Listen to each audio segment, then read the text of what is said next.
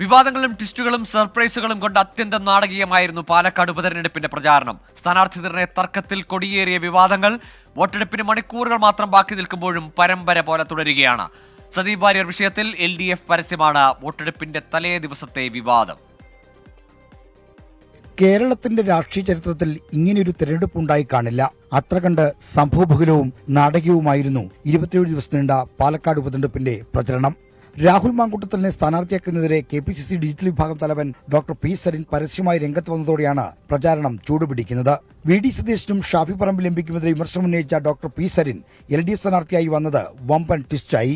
സരിന് പിന്നാലെ യൂത്ത് കോൺഗ്രസ് നേതാവ് ഷാനിബും കോൺഗ്രസ് പാളയം വിട്ട് പുറത്തുവന്നതും പ്രചാരണത്തെ ചൂടുപിടിപ്പിച്ചു. ജില്ലാ കോൺഗ്രസ് കമ്മിറ്റി അധ്യക്ഷൻ A തങ്കപ്പനും പാലക്കാട് സീറ്റിൽ കണ്ണുവച്ചിരുന്നു. സീറ്റ് ലഭിക്കില്ലെന്ന് ഉറപ്പായതോടെ K മുരളീധരനെ പാലക്കാട്ടേക്ക് ആനയിക്കാനും ജില്ലാ കോൺഗ്രസ് കമ്മിറ്റി അധ്യക്ഷനും കൂട്ടരും ശ്രമിച്ചു. K മുരളീധരനെ സ്ഥാനാർത്ഥിയാക്കണമെന്ന് ശുപാർശ ചെയ്തുകൊണ്ടുള്ള DCCയുടെ കത്ത് പുറത്തായത് വൻ വിവാദമായി.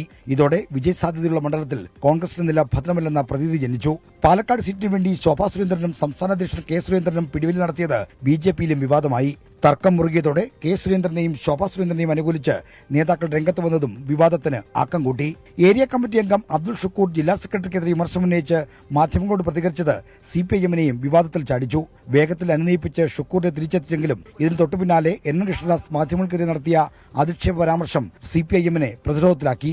ജില്ലാ സംസ്ഥാന നേതൃത്വങ്ങൾ കൃഷ്ണദാസിനെ തള്ളിപ്പറഞ്ഞെങ്കിലും അദ്ദേഹം നിലപാടിൽ തന്നെ ഉറച്ചുനിന്നു. ഇതും CPIMന് തലവേദനയായി. തെരഞ്ഞെടുപ്പ് കൺവെൻഷൻ വേദിയിൽ അപമാനിക്കപ്പെട്ടുവെന്നാരോപിച്ച് സന്ദീപ് വാര്യർ BJPയിൽ കലാപക്കൊടി ഉയർത്തിയതും ഉപതെരഞ്ഞെടുപ്പ് വേളയിൽ വൻ വിവാദമായി. പാർട്ടിയോട് കലഹിച്ച സന്ദീപ് വാര്യർ പല സാധ്യതകൾ ആരാഞ്ഞ ശേഷം ഒടുവിൽ കോൺഗ്രസിലെത്തിയതും വലിയ ട്വിസ്റ്റായി മാറി. വിവാഹ ചടങ്ങിൽ വെച്ച് ഇടത് സ്ഥാനാർത്ഥി ഡോക്ടർ പി സരിന് ഹസ്തദാനം നൽകാൻ UDF സ്ഥാനാർത്ഥി രാഹുൽ മാങ്കൂട്ടത്തിൽ മടിച്ചതും ഉപതെരഞ്ഞെടുപ്പ് കാലത്ത് വിവാദമായി മാറിയിരുന്നു.